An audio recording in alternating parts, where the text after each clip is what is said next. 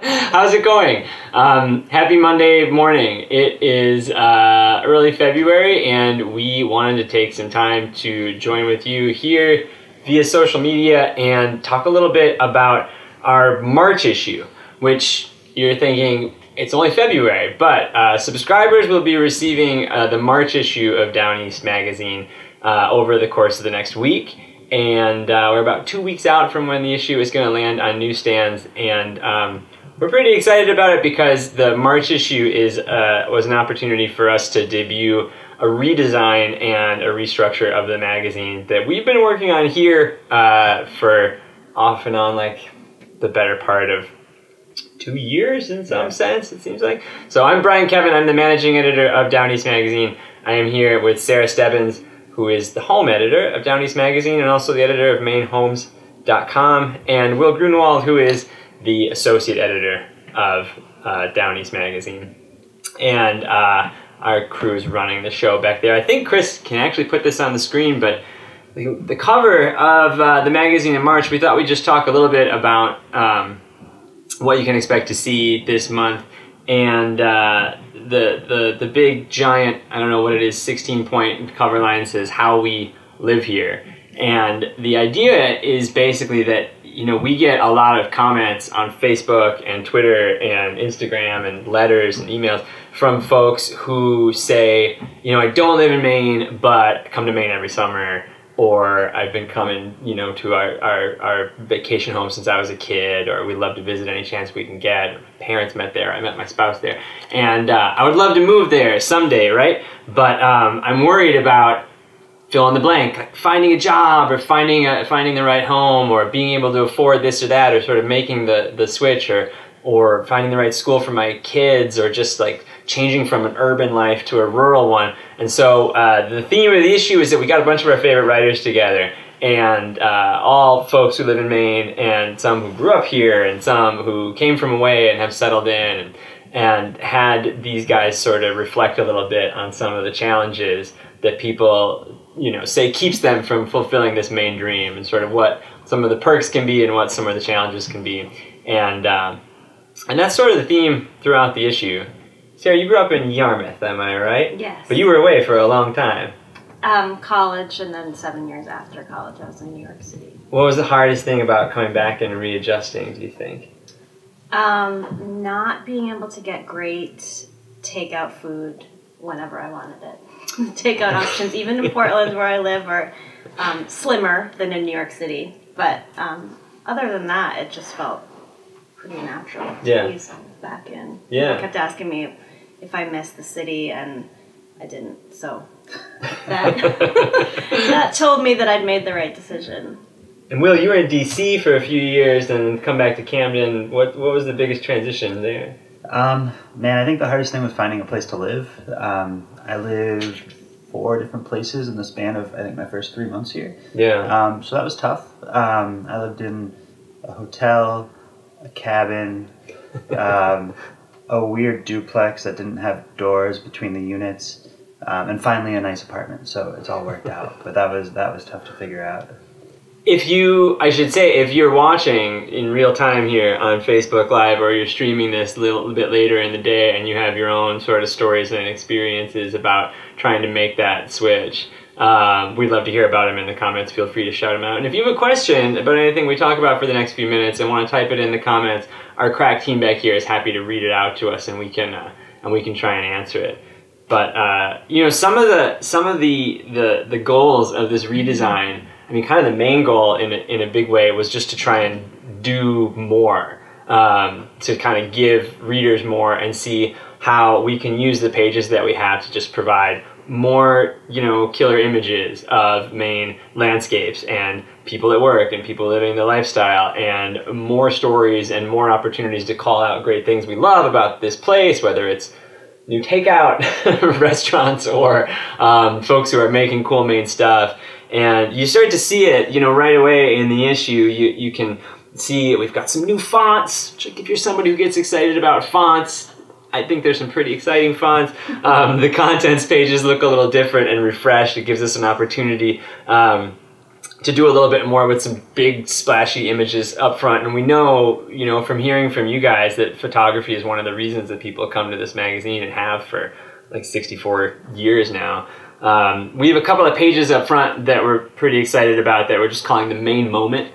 And this is an opportunity for us to just devote a full page to the kind of big, splashy, gorgeous images of Maine, whether it's wildlife. There's this beautiful shot by Paul Sear in the March issue of a lynx, the kind of image that you see a level of detail on in print that, maybe you don't always get on your little Instagram device, and just sort of blow out some of the things we love about Maine photography. And these Maine moment images actually, as it happens, are going to be something that's available to print readers and subscribers and newsstand buyers, but we're not going to put them online, so it's kind of like a fun perk.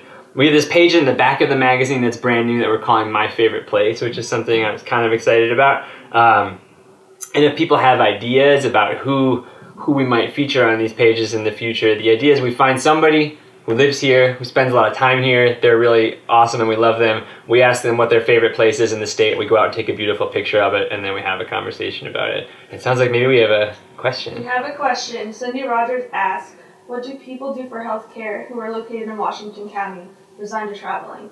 Yeah, it's funny you asked that. Sorry, what was the writer's name? Cindy Rogers. Cindy Rogers. So there's a piece in the issue that is actually by a former Downey staffer who lives on North Haven, and it's about the process of having a baby when you live on one of Maine's island communities. But she makes the point in the story that that distance between you and healthcare, in her case between her and the delivery room, is not limited to folks who live in the island communities.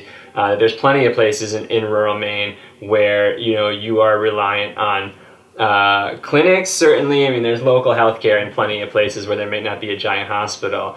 And then, you are, trucking it maybe an hour or more into Bangor if you happen to be in rural Washington County, or to your next closest place for some of those more, complex facilities and procedures and things.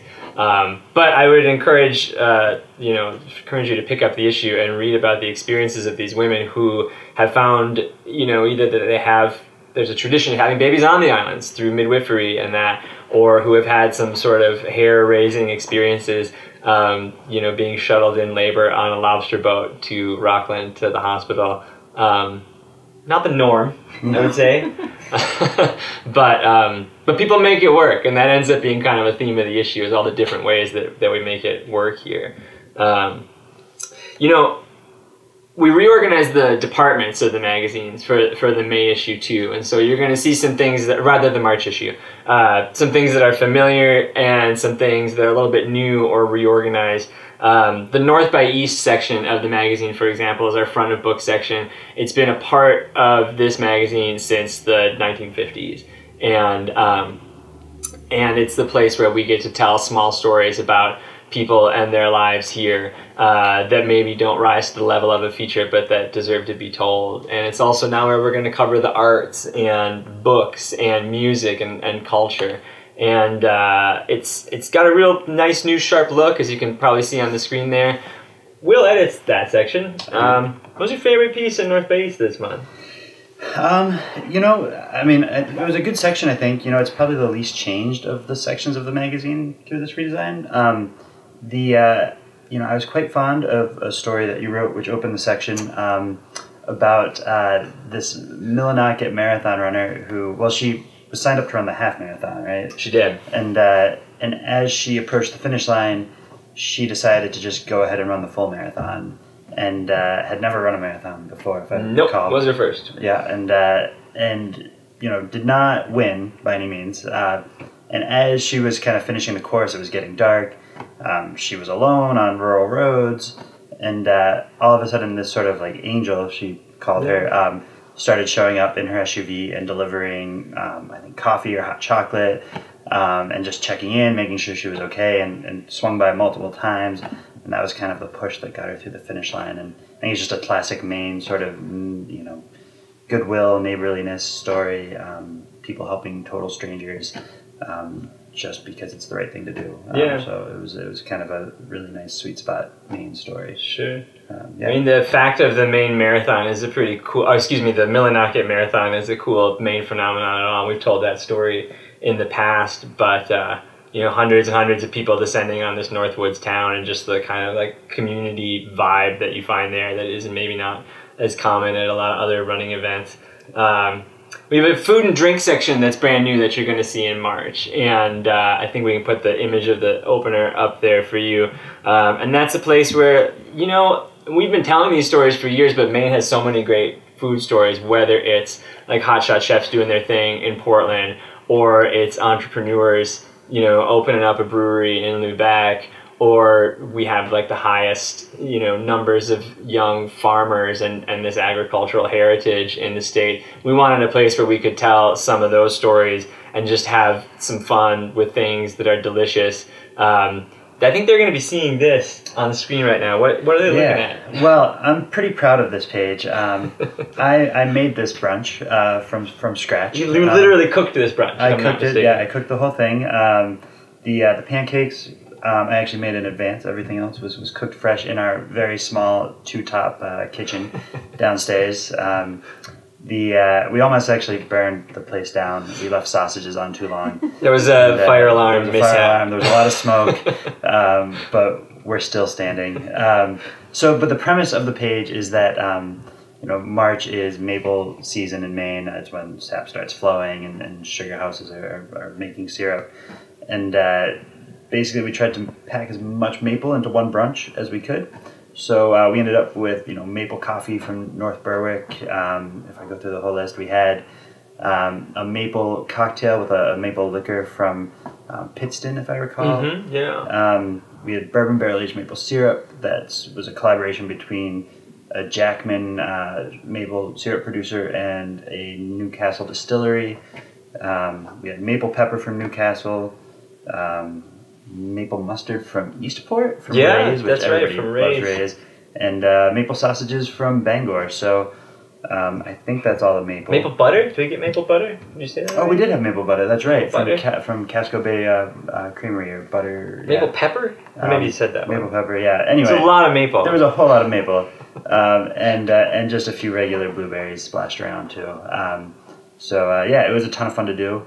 And it was pretty delicious as well. What I love about stuff like this is like you don't need to be a gourmand to appreciate. You can be a gourmand, and the sausage is probably really good. But the fact that like these are all just like regular Maine people who are engaged in some sort of entrepreneurial pursuit that are coming up with this stuff. We don't necessarily recommend eating an entire breakfast where every object on it is made of maple. From a dietary perspective. But to see the breadth of what Mainers are up to and the creativity, I think is a pretty cool thing. I would say too, I mean, it wasn't, there's maple in every single product on the page, but it's not really an overly sweet brunch beyond what you would normally do. Maple can be a really subtle influence in a lot of these things. I think this building, the building that Down East is headquartered in Rockport, we call it Roxmont. That was the name of it as when it was a lumber baron's vacation home in the early 20th century. And I want to say it's like around 100 years old right now. So if we'd have burned it down making maple breakfast sausages, that would have been embarrassing. We have a new section as well that's called Good Things from Maine, and it's a kind of a similar conceit in the Good Things from Maine section. It expands on stuff we've been doing, for decades and decades, talking about Mainers who are just like making interesting stuff. So it has to do with material culture. It has to do with retail, but also Maine artisans and Maine makers and folks who are creatively engaging with Maine resources. And the first story in the March issue has to do with a couple from Bangor and from Indian Island who are using sort of Wabanaki traditions and interpreting them into new sort of levels of high fashion, from jewelry to dresses to other pieces of clothing. They were a really cool couple, and it's a space where we're just going to be able to call out like this couple on an island that's making really terrific boots or whatever it is. Be able to look at some of the great stuff that comes out of the state and having some opportunities for cool photography too. And we have a whole section dedicated to Maine homes and style and design, and that's your territory. What was your favorite piece in Maine homes this month? What were you excited about? My favorite piece is the house story that we plan to have in every issue. And I love it because it is 900 square feet. And it was on mainhomes.com, we had a reader photo contest last spring. Oh, yeah. And this house was submitted in the photo contest, and it was one of the readers' favorite photos. It came in 4th place overall in the reader portion of the contest, but on social media, it was definitely a fan favorite. And Maine Homes has been sort of an incubator for me for figuring out what readers are interested in, and they love small houses. The first place in the Reader's Choice was a tiny house also, and it is 448 square feet.